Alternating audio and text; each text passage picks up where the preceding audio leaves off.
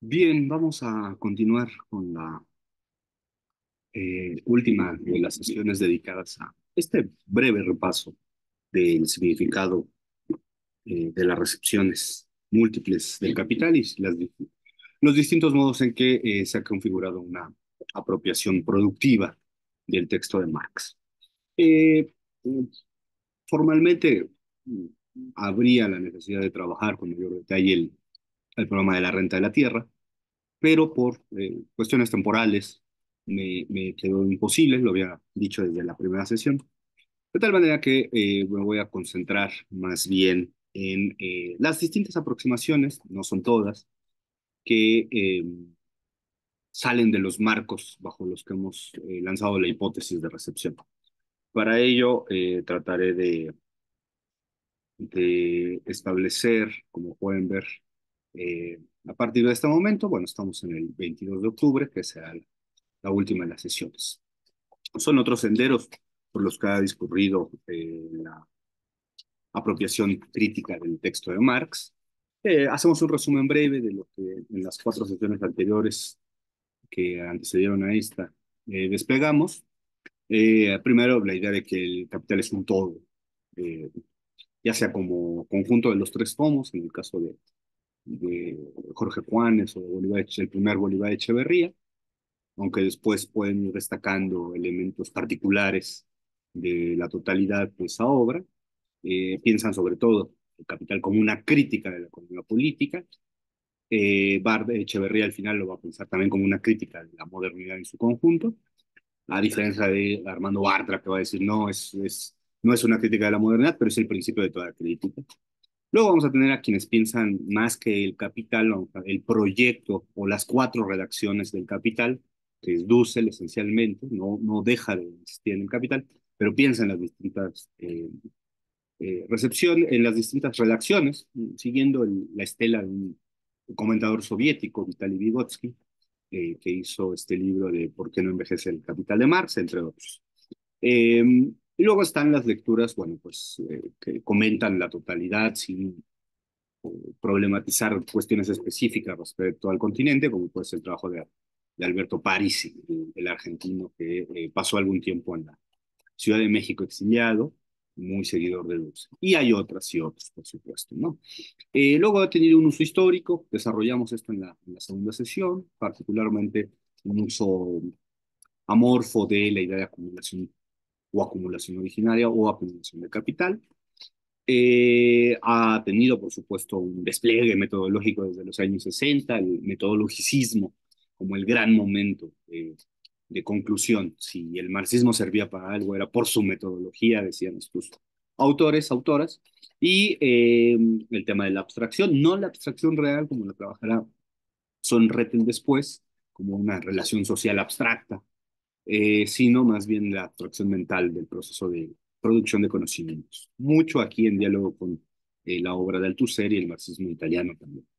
Luego vienen el fetichismo y sus tres niveles, que lo incluí yo dentro de la parte metodológica, el fetichismo de la mercancía, el fetichismo del dinero, el fetichismo del capital, que operarían de manera distinta. El fetichismo sería una categoría esencialmente metodológica en algunos autores, los más importantes, aunque por supuesto hay otros usos del concepto de fetichismo, históricos, por ejemplo, ¿no? En el caso del trabajo de Tausig sobre el diablo y las minas en Bolivia, ¿no? Entonces, bueno. Y bueno, una gran parte, que es algo que yo he trabajado mucho en años pasados, que es la recepción de Althusser, y un poco noto que estas lecturas en el conjunto, pues muchas tensan algunos elementos con la ruptura teórica política que generó el filósofo francés en la década de 1960 y sobre todo para América Latina en la época antes. Por supuesto está por el trabajo de Marta Harnecker, que también hay que explorar y que es muy importante. Y con ellos muchos otros trabajos, ¿no? Los trabajos de Rafael Mengíbar, de Reinaldo Carcañolo, por mencionar solamente algunos. Los demás ya los he ido mencionando. Voy a desarrollar tres aproximaciones a estos otros senderos que no han tenido mucha fortuna al momento de lanzarse como motivos productivos. La primera de ellas ha sido una lectura muy filosófica, casi me atrevería a decir que heideggeriana, donde el problema es el problema del ser. Y hay dos trabajos muy interesantes para este caso. No había yo conectado en México y en Argentina, que hay una perspectiva pues política atrás de estos dos. En el caso de Juan Garzón Bates, el trabajo de Carlos Marx, Ontología y Revolución, y el trabajo de Norberto Wilner, Ser Social y Tercer Mundo.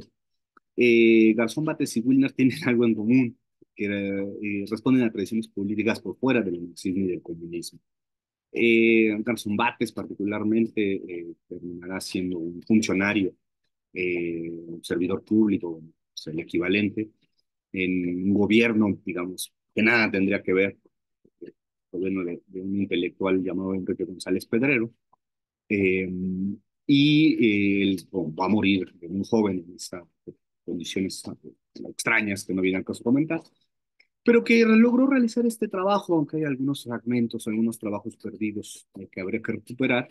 El trabajo de Ontología y Revolución, que es una lectura heideggeriana, no es ciertamente una lectura específica del Capital, hace un recorrido desde los manuscritos del 44, pero efectivamente se concentra en el problema del valor en algún punto. No voy a entrar mucho en este detalle, me gustaría más el de Norberto Wilner, porque me parece que es muy interesante. Wilner es un peronista, también trabajó, si no mal recuerdo, algunas cuestiones con, bueno, el propio nombre de ser social y tercer mundo tiene que ver eso, ¿no? Con la idea del ser nacional, ¿no? Que es algo que está. Wilner hace un libro muy interesante que tiene 20 pequeños capítulos. Me gustaría leer algunos nombres, por ejemplo, eh, trabaja la forma valor de la mercancía, dinero y forma, necesidad y movimiento, presencia necesaria del valor de uso, contenido sin forma, forma y contenido, el ser social y la circulación de mercancías, la aporía del capital, ser social y diferencia específica, ser social y plusvalía, y finalmente acaba con orientación general, ser social y ser nacional, ¿no? Que es parte de este estelar, pues vamos a decir, un diálogo con el marxismo por parte del peronismo. Dice él en su propósito que en el prólogo a la contribución de la crítica a la economía política, es decir, el prólogo del 59, reza este aforismo de importancia cardinal en la nociología marxista, y cita, no es la conciencia del hombre la que determina su ser, sino por el contrario el ser social es que determina su conciencia. Hasta ahí la cita. El concepto esencial aquí, el concepto de ser social. Y dice él, nos proponemos relevar este concepto según se va configurando en el capital. En los últimos parágrafos de este relevamiento, pero fuera de sus límites, quedan planteados el porqué de esta tarea y el destino de sugerencias que emergen en su transcurso. Esto es, la afirmación del ser nacional, ¿no? Y empieza entonces la crítica o el trabajo de lo que él llama el relevamiento de la noción de conciencia o de ser nacional en el capital, ¿no? No voy a entrar más allá de eso para decir que esta es una de las motivos productivos más interesantes. Una lectura que piensa en la cuestión del ser, pero no la piensa abstracto, como si la piensa más bien Garzón Bates, sino que la piensa enclavado en una problemática que es la del ser nacional, una discusión muy propia de los años 60 y 70 en varios países de América Latina. Va haciendo un comentario, la forma valor, dinero y forma, digamos, hasta ahí habría eh, no habría mayor diferencia, no otros comentarios, ¿no? Trata de, es hacia más bien hacia la presencia del valor de uso, donde va incorporando la presencia necesaria del valor de uso, que es un capítulo, va incorporando la cuestión del ser social ya en específico, ¿no? Me he interesado en mencionar estos temas porque revelan pues alternativas de un planteamiento marxista que sale de los cánones, ¿no? Sale incluso de las propias tradiciones. Es una aventura intelectual, ¿no? Muy ontológica en cierto punto, muy ontológica en el sentido heideggeriano, porque claro, hay otras ontologías como la que podría pensar uno desde Hegel, ¿no? Que también está muy presente a veces en los marxistas, pero es muy interesante aquí cómo mete el concepto de conciencia y por tanto el de ser social eh, en el Capital de Marx, ¿no?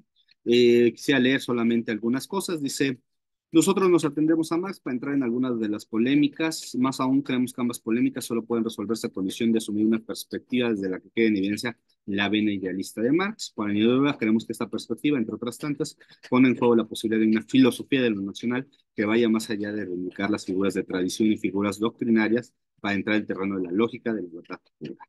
A este respecto, lo que se trata es de cegar las fuentes de la que permanentemente se regenera críticamente, una concepción que hace de lo nacional una mera aplicación de una universalidad autoatribuida y no sujeta a condición de atributos de la misma. Se trata, en suma, de arribar a una lógica que se pide el hecho de la conciencia del universal es conciencia particular del universal concreto, antes de lo cual el universal es momento metafísico de crisis y después de universal abstracto.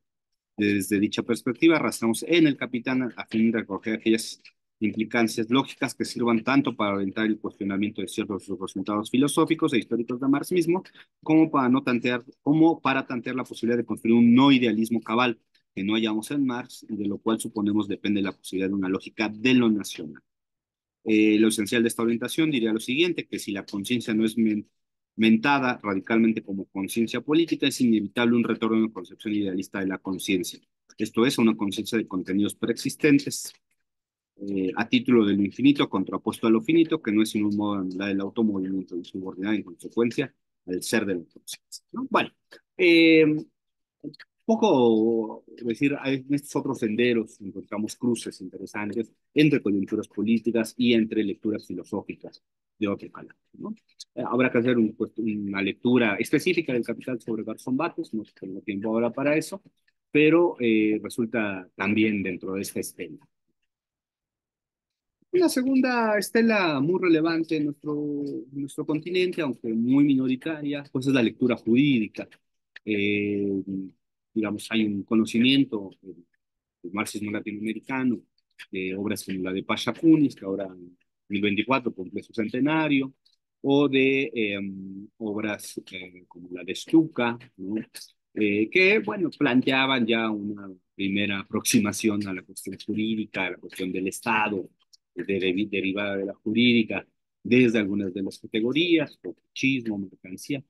Y en América Latina, concretamente argentino-mexicano, sale de Argentina y se exilia en México, que es el profesor Correas, que desgraciadamente murió hace unos pocos años, que hizo una cantidad impresionante de trabajos, fundó revistas, espacios, conferencias, escuela, podríamos decir, y que produjo algunos textos, por ejemplo, la ideología jurídica y la introducción a la crítica del derecho moderno, como esbozo, dos de las múltiples ediciones que existen de estos libros, y que expresan un intento de realizar esta lectura jurídica del capital particularmente, ¿no? Dice Oscar Correas que la teoría del derecho, en sentido crítico, debe comenzar en el mismo punto que comienza la crítica de la economía política y de la sociedad capitalista. Es decir, para Correas es muy claro que cualquier aproximación que desmonte el orden jurídico capitalista o burgués, pues tiene que comenzar con la mercancía, ¿no? Porque es en la mercancía en realidad donde se juega el inicio del derecho, ¿no? Y es muy cauto, a pesar de que es abogado, pues es muy cauto, no hace un fetichismo del derecho. Dice que este solo se ocupa del instante de mercancía-dinero y del instante dinero-mercancía, el acto de cambio. No se ocupa de cosas en el sentido físico, sino solamente de valores, del trabajo abstracto que contienen. La circulación mercantil pone entonces la categoría de cosa jurídica como susceptible de apropiación. Es interesante porque Oscar Correas, por supuesto, es un abogado bastante herético dentro de las escuelas jurídicas, sale del kantianismo kelseniano, tampoco es, digamos, la otra vertiente crítica de nuestros días, del derecho, que es la herencia schwittiana, ¿no? De este jurista nazi, que bueno, es muy citado y muy importante, pero Correas se enfoca en el Capital, claro, trabaja sobre otros textos donde Marx también trabaja la cuestión del derecho, pero esencialmente es la idea de que la forma valor corresponde a una forma jurídica, ¿no? Es decir, que la forma jurídica sienta las bases del despliegue de la forma valor, y esto está muy claro en la sección primera del Capital, porque al final los intercambios no pueden ocurrir si no hay unas condiciones de igualdad, ¿no? Entonces, por supuesto, esto es en términos lógicos, no en términos de despliegue cronológico. Pero, digamos, estaría ahí puesta, ¿no? Todas las categorías sobre las cuales Marx trabaja, valor de uso, intercambio, todas se asentarían sobre un escenario necesariamente jurídico, sin el cual no es posible el despliegue de esa forma. Entonces, forma, valor y forma jurídica serían dos componentes esenciales para comprender la cuestión contemporánea, moderna, propiamente, y en el caso de Correas, él está muy interesado en la crítica de la sociología jurídica o del derecho moderno. Y en ese sentido, eh, todo acto que tiene que ver con el proceso de producción y reproducción tiene que ver necesariamente con una lectura del capital, ¿no? Dice finalmente Oscar Corrás que es un tema que está obviamente atrás de toda la aproximación de los juristas, el Estado. En el nivel de la circulación mercantil tiene estas dos funciones: protege la equivalencia y garantiza la circulación, ¿no? Es decir, el entramado, el núcleo fundamental del derecho es la equivalencia. Sin la equivalencia no hay trabajo abstracto, sin la equivalencia no hay intercambio, aunque ciertamente la igualdad sea un resultado muy contemporáneo, pero está presupuesto en esa relación de igualdad o, que permite la equivalencia y que permite el intercambio mercantil, ¿no? Y la garantía de la circulación. Esto es muy importante porque damos por hecho la circulación, pero en realidad tiene que procederse materialmente a disponer de los elementos para el ejercicio circulatorio. De nada sirve una producción que no circule, ¿no? Y dice Correas en una versión muy clásica que el Estado esa es la garantía, ¿no? Tanto del ejercicio de la equivalencia como de la circulación. Eh, no, no, digamos, la obra de Correas es muy amplia, no solamente está eso, hay una lectura de Kelsen, por ejemplo, el otro Kelsen, hay una lectura de la tradición jurídica, pero esencialmente diríamos que entiende muy bien el problema de la forma. Así como en el heideggerianismo de izquierda, forma-valor tiene que ver con el ser y la conciencia, en la cuestión jurídica, forma-valor tiene que ver necesariamente con la forma jurídica. Y la forma jurídica dispone tanto de la posibilidad de la equivalencia como por supuesto de la igualación de los trabajos, trabajo abstracto, y también, dice Copeas, de la circulación, del acto del cambio o del intercambio, ¿no? Entonces, este es un núcleo esencial de nuestro tiempo, ¿no? Hay que repensarlo varias veces, hay que seguir ampliando la crítica de Correas, que es reciente, digamos, es a partir de los años 70, ¿no? Estas producciones son mucho más recientes, tuvieron alcance incluso algunas con la de Correas hasta tiempos muy recientes, ¿no? No así con las otras filmes antes. Luego, otro sendero interesante, no muy explorado, pues es el que abrió Ludovico Silva. Ustedes saben, Ludovico Silva fue un marxista venezolano de gran relevancia, es de los pocos marxistas, junto con Bolívar Echeverría, Michael Lowey, eh, Mariátegui, por supuesto, es de los pocos marxistas traducidos al inglés. Eh, es de los pocos citados, por ejemplo, Francis Wynne, el biógrafo de Marx, y el que hizo esta pequeña biografía del Capital, que es un resumen de su biografía amplia, uno de los poquísimos trabajos que se citan que no sean en inglés, porque para el marxismo anglosajón o europeo, latinoamericanos, producimos guerrillas, pero no producimos teoría, ¿no? Entonces, siempre somos practicistas, ¿no? Este desprecio que hay por la aproximación teórica es muy evidente, ¿no? Hay que ver los catálogos de las grandes editoriales españolas, por ejemplo, ¿no? Para los españoles es lo mismo, que hablemos en un idioma, ellos producen teoría, ellos traducen la teoría de veras y nosotros solamente somos tributarios, ¿no? Y en ese sentido hay un par de plumas reconocidas, te dije una, Michael Lowy, evidentemente, eh, y una que se ha incorporado es la de Ludovico Silva, ¿no? Es de los poquísimos, está en catálogo de Verso, por ejemplo, ¿no? Un editorial muy importante, con un claro sesgo egocéntrico, insisto, ¿no? Para estas grandes editoriales, incluidas las españolas o las versiones en español, nosotros somos solamente protagonistas de revueltas y barricadas, a más de teorización, ¿no?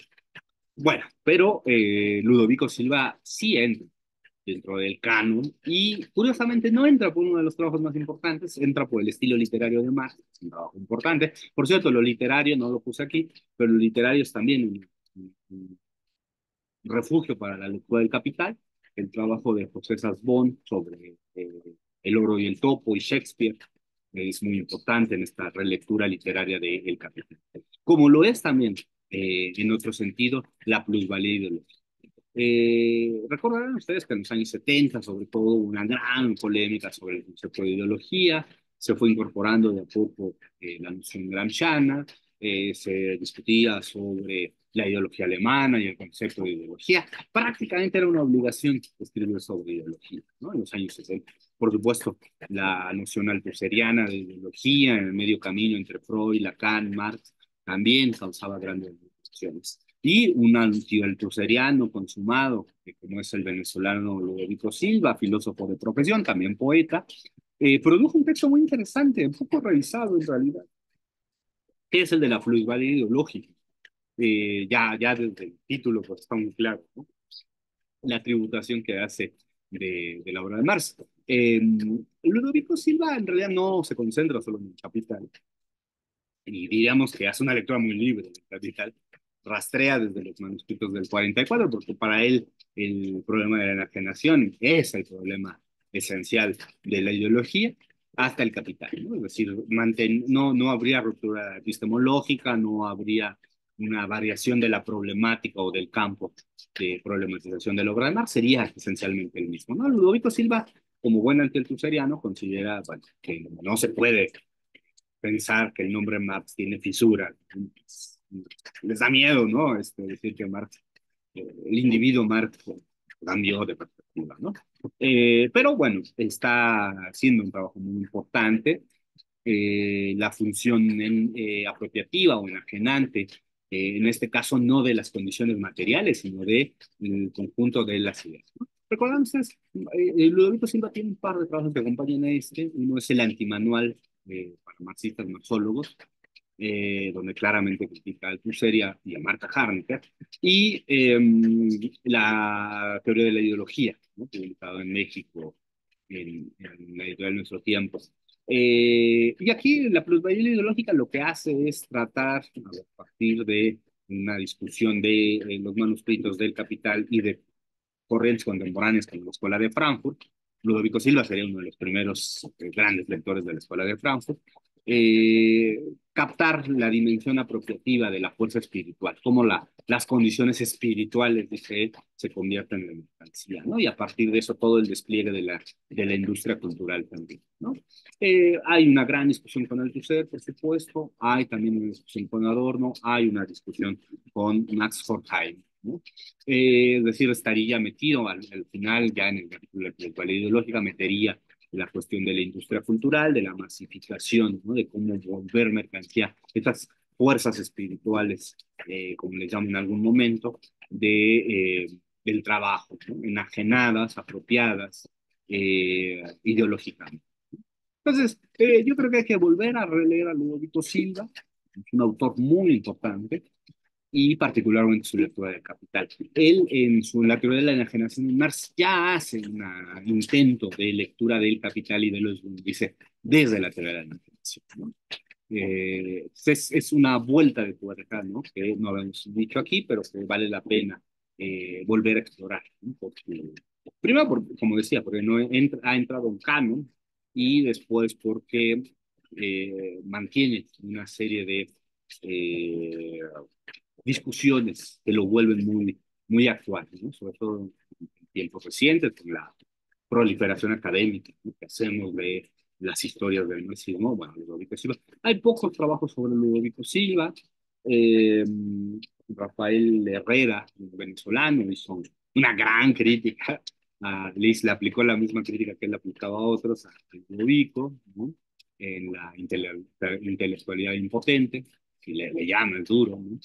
Y bueno, además Ludovico escribió de muchísimas cosas, fue un crítico de Octavio Paz, escribió de literatura, hizo poesía, todo un tipo interesante. Y además era un buen filósofo, ¿no? Un filósofo que conocía bien su función, que conocía bien porque hablaba alemán, o leía al menos, y claramente se nota. Aún así no rechazó el concepto de plusvalía, por cierto, como puede aparecer aquí, que recordemos que es el concepto que eh, se usa de manera estándar, sobre todo Rosset lo usa, que después va a ser sustituido por el de plusvalor, ¿no? Entonces, sonaría a lo mejor menos atractivo el plusvalor ideológico, ¿no? Que la plusvalía ideológica. Pero bueno, cuestiones tangenciales en los. Pasamos a la última. Esta es una lectura muy interesante.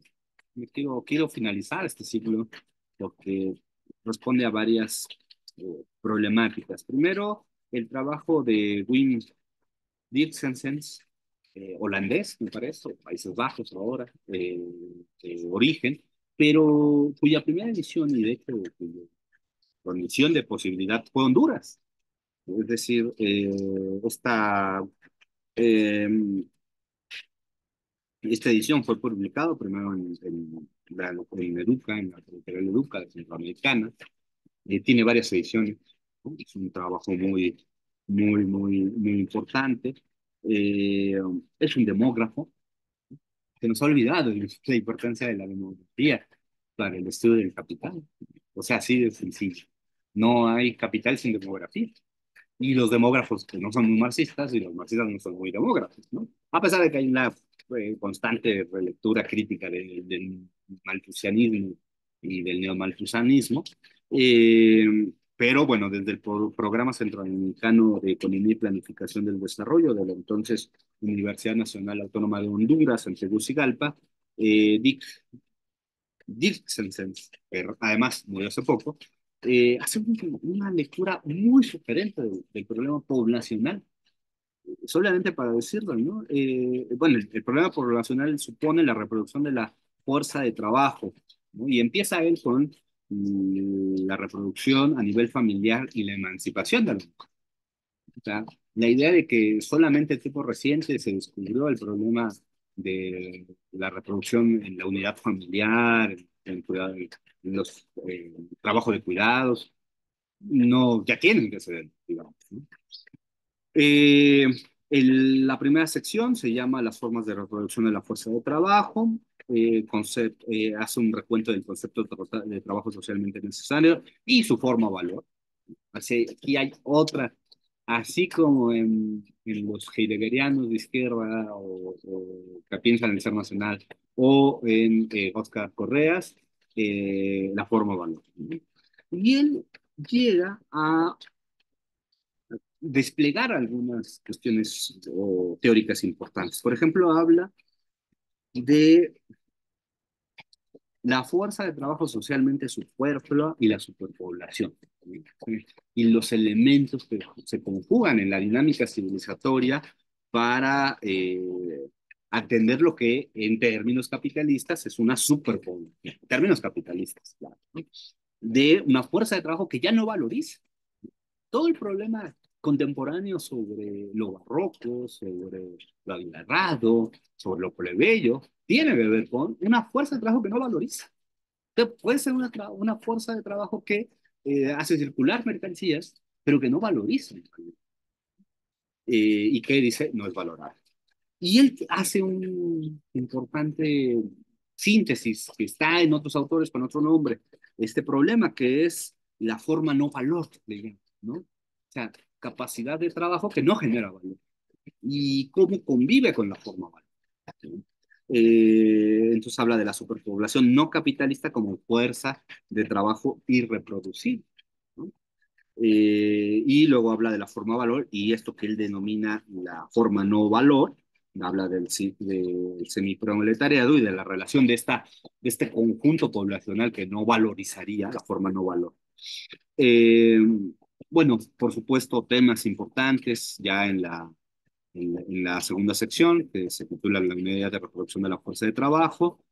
Habla de la familia, de la primera desintegración de la familia, de la destrucción de la fuerza de trabajo, de la reintegración, todo esto que conocemos como ejemplos en Inglaterra, de la incorporación de mujeres y niños en algún momento al proceso productivo reproductivo, de la baja, del valor de la fuerza de trabajo a partir de eso.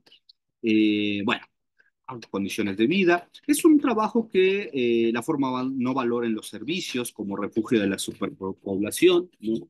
Es decir, Dirk Hansen está metiéndose en temas que son de gran actualidad y que no están pensando, no solamente no los hemos actualizado mucho, al menos no hasta donde yo sé, porque nos hemos enfocado, claro, al problema de la digitalización, de la comunidad, pero que en realidad si uno piensa las grandes producciones sobre el trabajo inmaterial, ¿no? Al estilo Tony Negri o lo que vino después de él, en realidad hay un asiento más claro en unas condiciones que son mucho más protagónicas en lo político a partir de la obra de Dirchenko, ¿no? Bueno, no voy a entrar. Me interesaba mucho insistir que existe esta lectura porque creo que bueno, claro, habla de las migraciones, ¿no? Habla de los éxodos internacionales, de la forma no valor en el espacio, ¿no? Y esto es de gran actualidad, ¿no? O sea, estamos viendo desde hace rato es de gran actualidad y parece que lo vamos a seguir viendo, ¿no? Hasta grandes traslados poblacionales ante la imposibilidad de valorizar dentro del gran intercambio dentro del mercado mundial. Bueno, eh, esta sesión va a ser más breve, primero porque hay menos tiempo, segundo porque es muy sintética, es apenas muy exploratoria de algunas de las recepciones, otras, ¿no? Como se suele decir en el argot contemporáneo, que nos develan, por ejemplo, no solamente la economía, sentido lato, ya no, eso no es parte de mi historización ahora, la academización de la medición, tasa de ganancia, tasa descendiente, tendencia decreciente de la tasa de ganancia. Creo que el derivacionismo, que es otra de las grandes corrientes europeas, tampoco tiene mucho asiento en nuestro país, en nuestra región, ¿no? Me parece una corriente muy europea.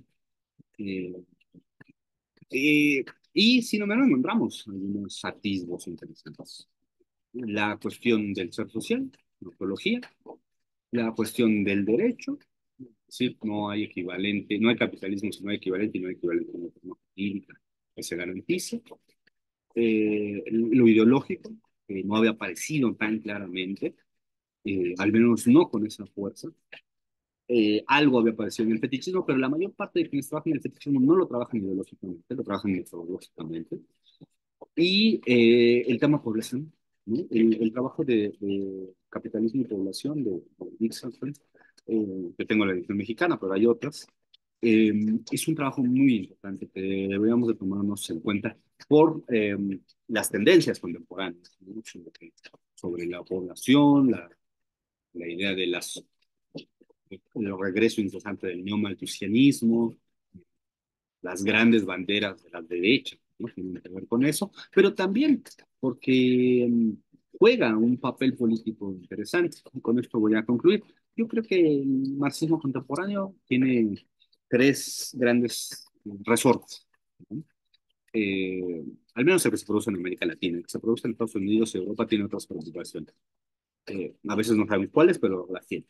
En primer lugar, la forma barroca o abigarrada, ¿no? Sociedades no totalizadas, sociedades no articuladas, sociedades donde la idea de articulación de modos de producción sigue vigente, aunque ya no lo discutamos con ese modo.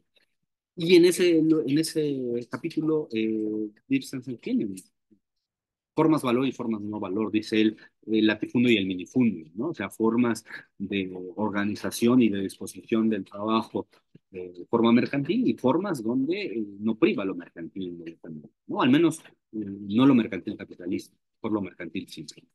Pero también pueden fundamentarse en otras variantes, no necesariamente mercantiles, ¿no? Como ya sabemos que hay el don, la reciprocidad, ¿no? Lo que David Graeber llama el comunismo de base, o sea, otras formas productivas que tarde o temprano se integran en el mercado, pero no están integradas inmediatamente en el mercado. Entonces está lo barroco abigarrado, ¿no? Los niveles, los suelos, las capas, los suelos, las escalas de las sociedades latinoamericanas, me refiero. Luego está su deriva, que es lo plebeyo, ¿no? No lo clasista, porque las clases, si bien existen, si bien podemos hablar de una sociedad dividida en clases, la verdad es que las fronteras siempre han sido muy heterogéneas, ¿no? Y la idea de una clase obrera, eh, como se imaginó que sería en Europa, o como incluso llegó a ser en Estados Unidos, no tuvo. Pensemos en Centroamérica, por ejemplo, ¿no? Pensamos en Bolivia, en Ecuador, no existe esta imagen de la clase obrera industrial. La clase obrera boliviana, por ejemplo, era una clase obrera minera, no era una clase obrera de la gran industria, ¿no? De la fábrica, de la maquinaria. Eh, y donde llegaron a haber grandes clases obreras, eso se desestructuró, como Argentina, Brasil, está muy deslocalizada, muy fragmentada. Y lo nacional popular, ¿no? Y ahí tiene mucho sentido lo de Dixon, ¿no? Porque más allá de las figuras políticas que podamos usar, como el plebeyo, lo agarrado, lo nacional popular, eh, lo indio, algunas sociedades, eh, la verdad es que al final, si uno trata de leerlo en clave de capital, pues tiene que ver las derivas de la forma universal. Gerardo Ábalos Tenorio le llama ya a este nivel la forma imperio, ¿no? Justamente en esta disrupción sobre la capacidad de los estados, ¿no? Y por tanto la imposibilidad o no de lo nacional popular.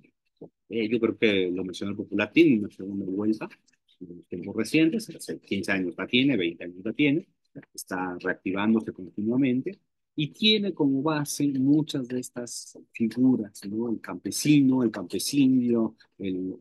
lo que tradicionalmente se llamaba lumpen, ¿no? El comerciante, el pequeño comerciante, todo ese mundo de circulación mercantil que no pasa por procesos de subsunción inmediatamente, que no está blanqueado, no, a pesar de que nuestras ciudades latinoamericanas tienen cada vez más grandes malls, donde todo es blanco, prístino. Claro, la verdad es que grandes partes de la sociedad reproducen fuerza de trabajo sobre la base de las exterioridades, ¿no? El estado de consumo capitalista propiamente, no diseñado. No quiere decir que no haya capitalismo, no quiere decir que estén por fuera, o sea, por exterioridad, pero sí son disrupciones, sí son disrupciones. Y eso es lo plebeyo, ¿no? Y lo plebeyo o activa un acuerdo mando-obediencia, sucede comúnmente, o activa una gran movilización contra el privilegio. Entonces, bueno, ¿para qué sirve el capital? Entre otras cosas, sirve para esto. Ya se sirve para esto, está en la obra de Gasolinera, está en la obra de Dirksensen, está en la obra de Dussel, de alguna manera está en la obra de Echeverría, y me parece que es una tarea a seguir. Insisto, no entro yo en lo que espero algún día poder entregar como un texto más acabado de toda esta discusión, que está en proceso de redacción. No quisiera entrar a esta última fase más académica, donde ya hay una discusión tan abstracta, tan en un lenguaje, pues sí, académico, disciplinar, que pierde sensibilidad política. Muchas veces, ¿no? Es valioso, es importante, muy bueno que se está haciendo, pero ha perdido parte y tiene que ver con condiciones de producción contemporánea. Entonces, con esto cerramos el ciclo de más sea en economía, justo, no es el mejor título, pero tratando de darles una radiografía eh, sintética, descriptiva, sin intencionalidad de profundizar sobre lo que ha significado, los muchos significados del capital en esto. Les agradezco mucho a quienes siguieron estas 5 sesiones y espero poder entregar pronto el trabajo escrito, que es lo que perdura finalmente, pero espero que perdure más que estas alocuciones propias de la era digital. Muchas gracias y nos vemos pronto.